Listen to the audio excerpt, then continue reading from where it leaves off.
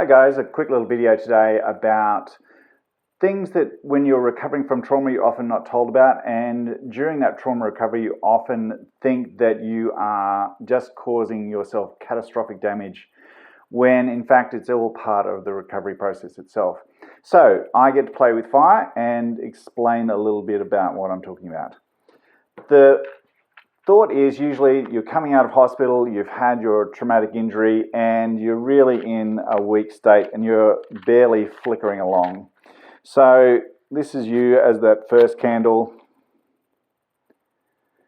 and you're really just getting yourself out of bed, getting yourself fed, getting yourself washed. Going for a shower is the most scary thing in the whole world because you're constantly in fear of slipping over and re-damaging yourself. And so it's about just getting through day to day. The nights feel like they go on forever. The pain seems to escalate at different times. You seem to be totally in a routine that is just not of your choosing. You're sleeping through the day and awake through the night with pain triggers going louder and louder, and that grating, sharp, white noise just seems to be relentless throughout your day. So you're constantly flickering along, but you're sort of getting through there. You then go to that next stage where you're actually starting to make a little progress. You're going to some physio, you're getting a little bit of help, and you're getting a little stronger and you're feeling a little bit more independent. And you're moving up into that stage of where, if the candle actually light, so you're moving up to that stage where you're actually feeling that you're fairly competent to be by yourself. You're not being visited by medical health professionals anymore. And you've actually sometimes got a lot of time to yourself, which can leave you a little vulnerable to your own thoughts. And this can either lead you a little stir crazy or can give you a little reflection. It depends on the circumstance that you had for the accident itself. And then you suddenly move towards where you're in stronger periods of rehab and you're constantly going back into that pain. So you've spent most of this time trying to get out of pain and trying to manage pain. And then for the rehab itself, you're going directly into pain to make sure that rehab is working. However, it's a really strong sign that your recovery is going reasonably well. It is a contradiction to yourself that you find quite difficult, that you've spent the first period of time trying to get out of pain and then you're actually actively putting yourself back in pain to get there. But the days are still quite arduous. Your energy levels can really peter out very quickly. You're constantly feeling like you're dragging yourself through the mud. And even though you know inherently that you're improving, you just feel like it's an absolute slog all the time to just be in that moment and feel that you're actually progressing. However, there is really light at the tunnel because often it comes a little out of the blue. You have this day or this morning or this hour that feels absolutely, the shackles have been dropped. Everything feels fantastic. You go from feeling that you are unable to get anywhere, and suddenly all those wonderful juices of recovery, you really feel that you actually might be on track to getting there and to feeling alive again. And so naturally, after you've felt this whole cataclysmic event that's happened and you've been dragging yourself through the day, you absolutely burn the candle at both ends. You want to go out and do everything, achieve everything, be with everyone, shout to the moon, run up and down, do as much as you can. And what you actually feel is not only you burn the candle at both ends, you're actually what I call setting that thing on fire.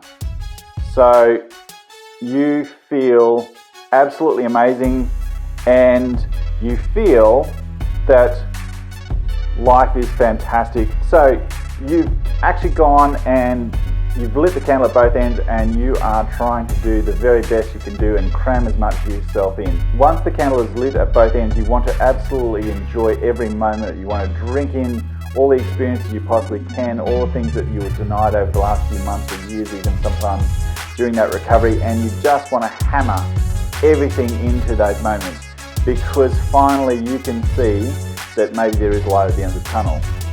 And that euphoria just bursts through your whole body. It is the most exhilarating period of recovery that you can have, because you do feel there's hope again, and that is in itself a big take on what you need for that longer term gain.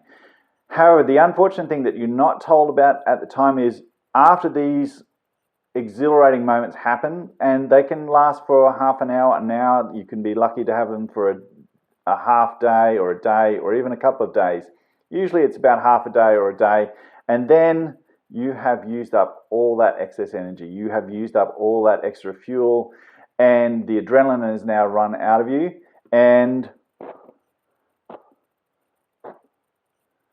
suddenly you feel you're back down to this little piece here. You feel that everything has caved back on you, and what have you done? You feel that every part of you is broken, every part of you is not able to go on. You genuinely feel that you can sometimes have rebroken everything that you had before, or that you've just run your tank to empty and there is absolutely nothing more to give.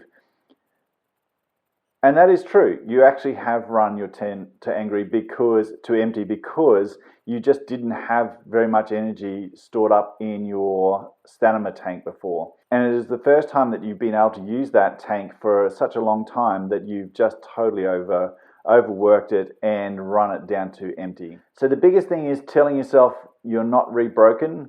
You haven't actually destroyed all that hope, because sometimes if you do feel that you've actually rebroken everything, you go back into a closet and you don't want to go and push yourself to get through that recovery. What happens is you tend to then stall and become too protective of everything, so you don't want to lose that before. However, it is only a sign that you're moving forward.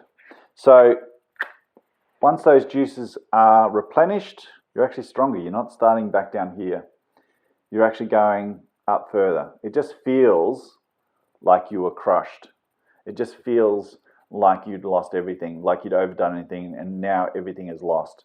However, instead of going back to that little stub there, you're actually moving up the scale. You're actually moving towards this.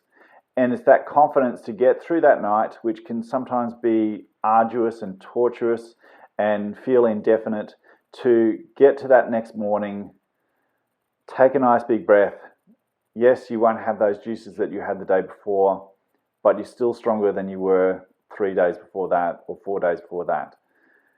Take a day maybe to recover, take a day to genuinely rest, recuperate, realign with what you want to do, why you're doing this, and then be brave and take another step forward.